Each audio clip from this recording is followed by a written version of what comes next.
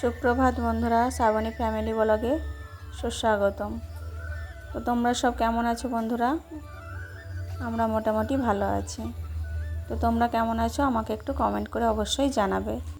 তো দেখো, আজকে খুব সকালে ঘুম থেকে উঠে পড়েছি, কারণ আজকে ছেলের ছিল টিউশন। তো আজকে কি অন্যদিনও চলে গেলে আমি একটু আবার ঘুরে শুয়ে পড়ি। তো আজকে ভাবলাম যে না, আজকে একটু কাজগুলো খুব সকাল থেকেই শুরু করব। এরকমই একটা চিন্তাধারা নিয়ে একটু বসেছিলাম। আলস্যতা লাগছিলো, যেহেতু এই যে অভ্যাস হয়ে গেছিলো যে একটু শুয়ে পড়াটা। তো আজকে ভাবলাম না, আজকে আমি শোবো না, একটু বসে বসেই মানে চেয়ারে বসে বসে একটু সেই আলস্যতাটা কাটালাম আর কি। কাটিয়ে তারপর ভাবলাম যে না, একটু ব্রাশটা করে নিই, ব্রাশটা করে নিলে ঘুমের এটা কেটে যাবে। তো সেই জন্য প্রথমে ব্রাশটা করে নিলাম, করে নিয়ে এই যে চুলটা না বাঁধা হয়নি কালকে, নাহলে আমি বিনিয়ে শুই। তো কালকে আর বেনানো হয়নি, তো প্রচণ্ড জট হয়ে গেছিলো। তো সেই জন্য ভাবলাম একটু চুলটা আঁচড়ে নিয়ে গাটার দিয়ে তারপর কাজ শুরু করব। তো তারপর দেখো, প্রথমে চলে আসলাম এই রুমে। এমনিতেও রুমটা গুছানোই ছিল, তবুও সকালে প্রত্যেক দিনের যে ঝাড়ার থাকে, তো সেই জন্য একটু ঝেড়ে নিচ্ছি আর কি। কারণ এটা রুমটায় পড়তে বসে, তো একটু কাগজ বা এটা সেটা টুকরো তো পড়েই থাকে। তো সকালবেলাটা মনে হয় ঝেড়ে নিলে যে পরিষ্কার পরিষ্কার এরকম মনে হয়। যতই মানে ঝাড়া হোক না কেন, তো বিছানার ধুলো তো বিছানাতেই রয়ে যায়। তো যদি কাঁথা টাথাগুলো যখন রোদে দেওয়া হয়, তো তখন তো প্রচণ্ডই মানে ঝাড়লে এত ধুলো উড়ে, যে এত চারিদিকে পাপোশ দেওয়া সত্ত্বেও এত ধুলো আসে কোথা থেকে। তো যাই হোক, তারপরে দেখো এই বিছানাটা গোছ টোজ করে তারপরে ওই রুমটা ঝাড়ু মেরে নিয়েছিলাম। মেরে নিয়ে তারপর চলে আসলাম এই রুমটা। মেয়ে যেহেতু শুয়েছিল, তো ওকে ডেকে দিলাম, ও চলে গেল ব্রাশ করতে। তো তারপর দেখো এই রুমটাও আমি এবারে গুছিয়ে নেব। তো দেখছি হালকা হালকা আজকে সকাল থেকে ওঠার পরেই রোদ উঠে গেছে প্রচণ্ড, তো গরমও লাগছে আবার।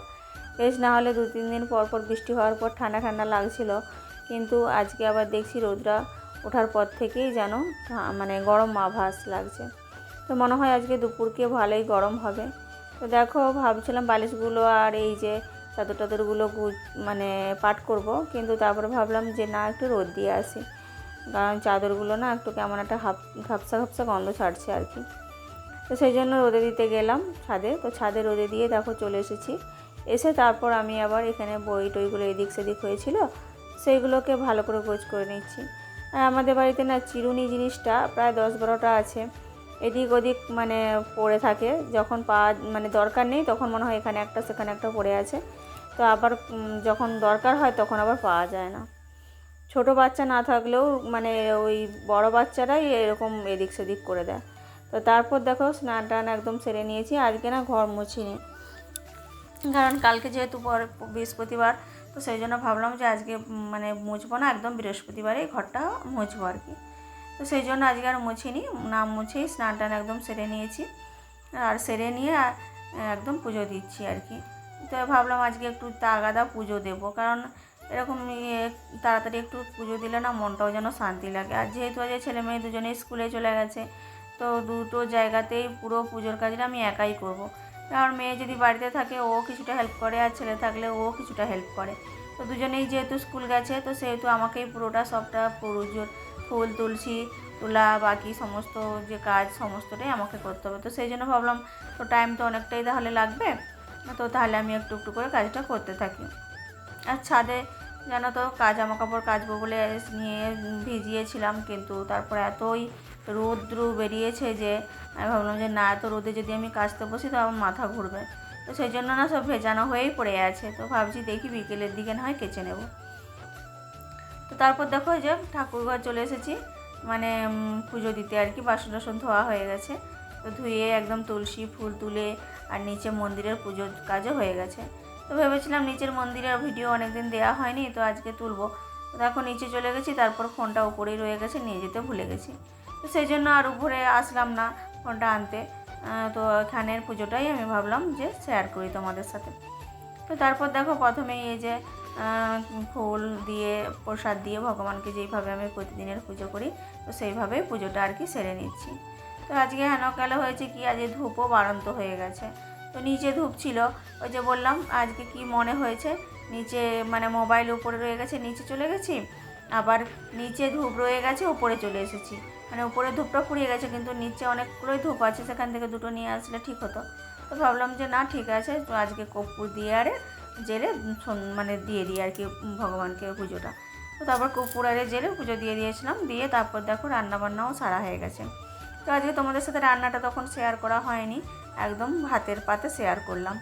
আজকে দেখো একা খাবো, খুব খারাপও লাগছে। আর বানিয়েছি হচ্ছে সয়াবিন দিয়ে ডাঁটা দিয়ে ঝোল, আর হয়েছে যে দেখো গরম গরম ভাত আর বেগুনকে ভেজে তার সাথে বড়ি ভেজে মাখানো, আর চাটনি আমের। তো দেখো এগুলোই বানানো হয়েছে। তো তারপর আমি খাওয়া দাওয়া সেরে নিয়েছি। তো খাওয়া দাওয়া সেরে দেখো একদম চলে এসেছি বাসন ধুতে। হ্যাঁ, তো দেখো এই যে দুটো বাটি একসাথে এমনভাবে একই জোড়া আর কি জড়িয়ে গেছিলো যে খুলতে অনেকটা সময় লাগলো।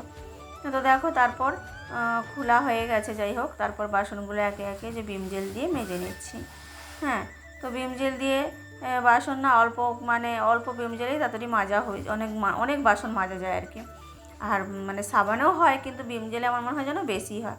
তো আমাদের দুটো রকমই থাকে, সাবানও থাকে ভিম জেলও থাকে। আর যেহেতু কড়া টড়াগুলো মাজলে আবার একটু মনে হয় যে সাবান দিয়ে মাজলেই ভালো মাজা যায়। ভিম জেল দিয়ে মনে হয় যে কড়াইটা অতটা হতে চায় না, যেহেতু আমাদের ডিশের কড়া, তো সেই জন্য আর কি। তো কতদিন ধরেই ভাবছি যে ডিশের কড়াটা না একটু ছাদে নিয়ে যেয়ে একটু কালো সাবান আর বালি বা নুনের ছাই দিয়ে মাজবো, তো তাহলে চকচক করবে। তো দেখো এখানে ওই যে একটু মাজছি ঠিকই, কিন্তু সেই অনুযায়ী অতটা যেন কড়াইটা কতদিন ধরে পরিষ্কার হচ্ছে না। যখন পুরোনো বাড়িতে ছিলাম সেখানে তো কলপাড়ে আলাদা করে মাজা হতো, আর সেই জলটা পুকুরে চলে যেত। তো সেই জন্য সেখানে আমরা বালি পাঁশ এসব সমস্ত কিছু দিয়েই কড়াই ফড়াই মাজা হতো সাবান দিয়ে, তো চকচক করতো। আর এখানে যেহেতু সব কিছুই মানে কি বলবো পাইপের মাধ্যমে নিজেদেরই জায়গাতে এতে কি বলবো মানে চেম্বারে যায় আর কি। তো সেই চেম্বারে তো যদি বালি বা পাঁশ যায়, তো তাহলে তো মানে পাইপ লাইন বুঝে যাবে।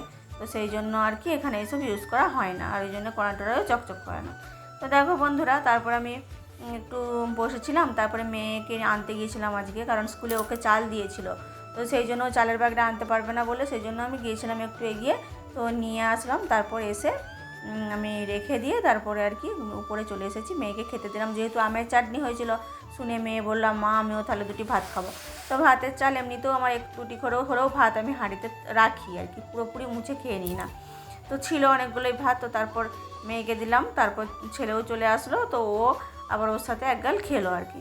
তো তারপর দেখো আমি এই যে ছাদে এসে জামা কাপড়গুলো ধুয়ে বললাম তখন পুজোর সময় যে আমি ভিজিয়ে রেখেছিলাম, তো সেগুলোকে ধুয়ে নিলাম। বন্ধুরা, এখন হয়ে গেছে সন্ধ্যা, হয়ে গেছে সন্ধ্যা প্রায় এখন 7:30টার মতো বেজে গেছে। তো আমাদের সন্ধ্যা টন্ধ্যা সমস্ত কিছু দেখানো হয়ে গেছে। মেয়েকেও টিউশন থেকে নিয়ে চলে এসেছি। তো এসে এই যে একটু বসে আছি। তো বসে আছি, একটু খাওয়া দাওয়া আর কিছু করবো। তো এখন তো অনেকটাই গরম পড়ে গেছে, তো চা তো আর বানাবোই না। ভাবছি যে একটু গাজর টাজর কিনে আনা হয়েছিল, তো সেই সব দিয়ে একটু মুড়ি মাখা করবো। তো সবাই মিলে একটু মুড়ি মাখাই এখন খাবো। তো যাই হোক, একটু বসে পড়লাম। তো তারপর এগুলো কাটতে যাবো, এবারে কেটে কেটে তারপরে আমরা একটু খাওয়া দাওয়া করবো। তো একটু মেয়েটার শরীরটা খারাপ লাগছে, তো সেই জন্য ভাবছি যে এখন থেকে আমি ভিডিওটা শেষ করেই দিই, আর রাত্রের জন্য ভিডিওটা টেনে নিয়ে যাবো না প্রতিদিনের মতো। তো চলো এখন আমি ভিডিওটা এখানে শেষ করলাম, আর কালকে আবার আসবো নতুন একটি ব্লগ নিয়ে। ততক্ষণ সবাই ভালো থেকো, সুস্থ থেকো এবং আনন্দে থেকো।